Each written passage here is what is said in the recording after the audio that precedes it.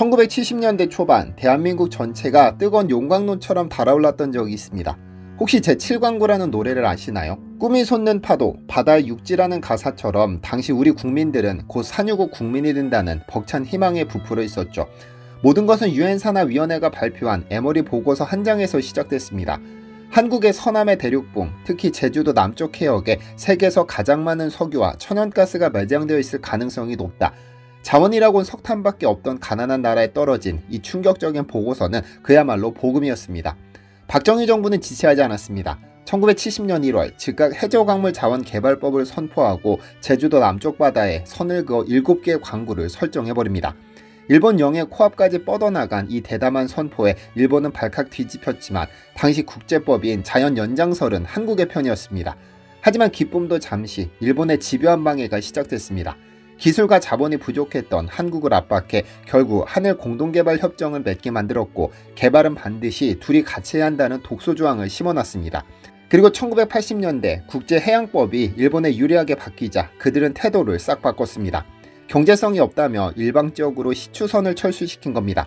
그때부터 지금까지 40년 가까이 7강구는 일본의 꼼수에 묶여 시추구멍 한번 제대로 뚫지 못한 채 방치되어 있습니다. 협정이 끝나는 2028년 일본이 이 지역을 독식하려 한다는 것은 이제 공공연한 비밀입니다.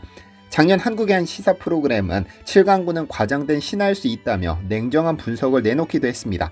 맞습니다. 있을지 없을지 그건 파봐야 합니다. 하지만 일본이 저토록 집요하게 시간을 끄는 걸 보면 뭔가 있다는 합리적 의심을 거둘 수가 없을 텐데요. 그런데 우리가 7광구라는 불확실한 과거에 매달려 분통을 터뜨리는 사이 정작 태평양 한가운데에 우리나라 전체 면적에 버금가는 500조 원짜리 보물창고를 확보해뒀다는 사실 알고 계시나요? 일본의 방해 따위는 없는 우리만의 영토, 도대체 바닷속에서 무슨 일이 벌어지고 있는 걸까요? 안녕하세요, 디스멘털입니다. 이야기는 태평양의 작은 섬나라 나우루에서 시작됩니다.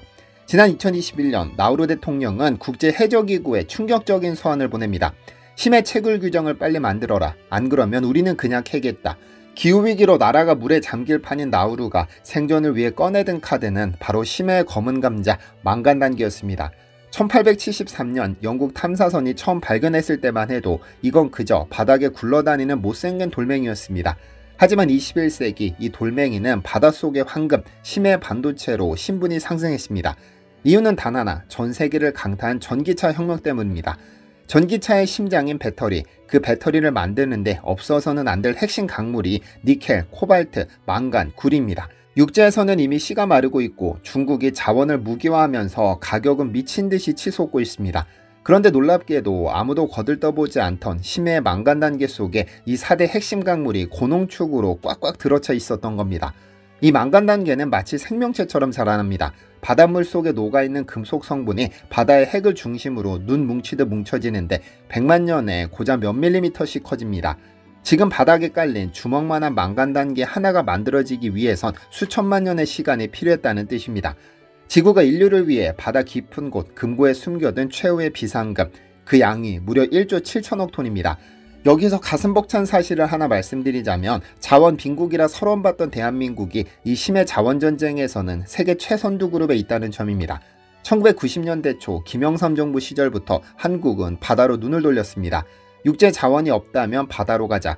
남들이 돈 안 되는 짓이라며 비웃을 때 한국은 국제해적기구에 거액의 분담금을 내고 선행 투자자 지위를 따냈습니다. 중국, 러시아, 일본 같은 강대국들과 어깨를 나란히 하며 세계 7번째로 태평양 진출권을 따는 겁니다. 그 결실이 바로 하와이 동남쪽 클라리온 클리퍼톤 해역입니다. 이곳에 대한민국이 확보한 독점 광구의 면적은 무려 7만 5천 제곱킬로미터, 대한민국 전체 면적의 4분의 3에 달하는 거대한 영토가 태평양 한가운데 우리 이름으로 등기되어 있는 셈입니다. 여기는 일본과 공동개발할 필요도 없고 중국의 눈치를 볼 필요도 없는 온전한 우리 땅입니다. 이곳에 매장된 망간 단기의 양은 확인된 것만 5억 6천만 톤, 연간 300만 톤씩 상업 생산을 한다고 가정했을 때 100년 동안 퍼올릴 수 있는 양입니다. 이걸 돈으로 환산하면 얼마나 될까요?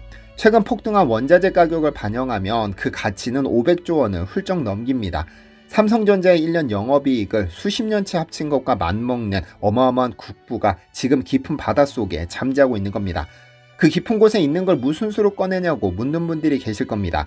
수십 5천 미터 에베레스트 산을 거꾸로 박아도 닿지 않는 깊이, 엄지손톱 위에 소형차 한 대를 올려놓은 듯한 살인적인 수압이 짓누르는 죽음의 공간. 하지만 대한민국 기술진은 이 불가능을 가능으로 바꿨습니다.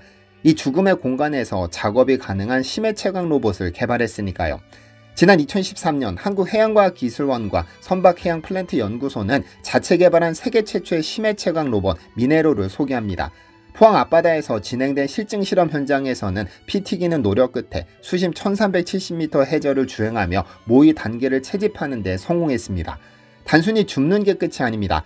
2015년에는 캔 광물을 파이프를 통해 해상 선박으로 끌어올리는 양광 시스템까지 세계 최초로 실증해냈습니다. 독일도 일본도 실험실 수준에 머물러 있을 때 한국은 실제 바다에서 증명해 보인 겁니다. 기술적으로만 보면 우리는 이미 10년 전에 세계 1등이었던 겁니다. 그런데 피가 거꾸로 솟는 일이 지금 벌어지고 있습니다. 태평양에 세계 최고의 광구를 확보했고 세계 최초의 기술까지 개발해 놓고도 우리는 지금 10년째 제자리 걸음을 하고 있으니까요. 기술이 부족해서? 돈이 없어서? 아닙니다. 바로 법이 없기 때문입니다. 정부는 개발된 기술을 민간 기업에 이전해서 상용화를 시켜야 합니다. 그런데 심해자원 개발을 지원하고 규제할 국내 법적 근거가 미비합니다. 2018년부터 심해저 활동관리 및 지원에 관한 법률이 국회 문을 두드렸지만 여야가 정쟁에 몰두하는 사이 이 법안은 거들떠보지도 않은 채 폐기되었습니다.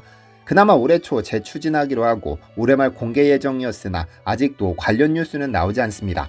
그 사이 경쟁국들은 무섭게 치고 올라오고 있는데요. 벨기에 채굴 기업은 이미 로봇을 투입해 대규모 채굴 실험을 강행하고 있고 중국은 국가 주도로 막대한 자본을 쏟아붓고 있습니다. 우리가 2013년에 선점했던 기술적 우위는 이제 거의 다 따라잡혔습니다. 500조 원짜리 밥상을 차려놓고 숟가락이 없어서 굶고 있는 어이없는 상황인 것이죠. 7강구의 교훈을 잊어서는 안 됩니다. 우리가 힘이 없고 준비가 안 돼 있었기 때문에 뻔히 보이는 내 앞마당을 일본에게 저당 잡히고 50년 동안 속을 끓여야 했습니다. 협정이 끝나는 2028년이 되면 우리는 또다시 일본의 처분만 기다리는 닭 쫓던 개신세가 될지도 모릅니다. 하지만 태평양의 망간 단계는 다릅니다. 이건 누구의 허락도 필요 없는 확정된 우리의 자산입니다. 니켈과 코발트가 없어 배터리 공장의 멈출 위기가 닥쳤을 때 대한민국을 구원할 유일한 동아줄이 바로 저 바닷속에 있는 겁니다.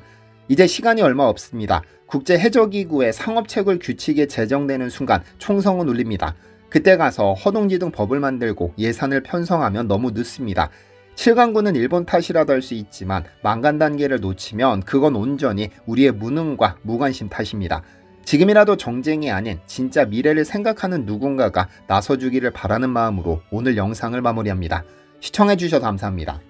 디시멘터리에서는 여러분의 제보를 기다립니다. 제 채널에서 다뤘으면 하는 뉴스 또는 널리 알려졌으면 하는 영상은 디시멘터리 네이버닷컴으로 제보해주시면 소중히 제작하겠습니다.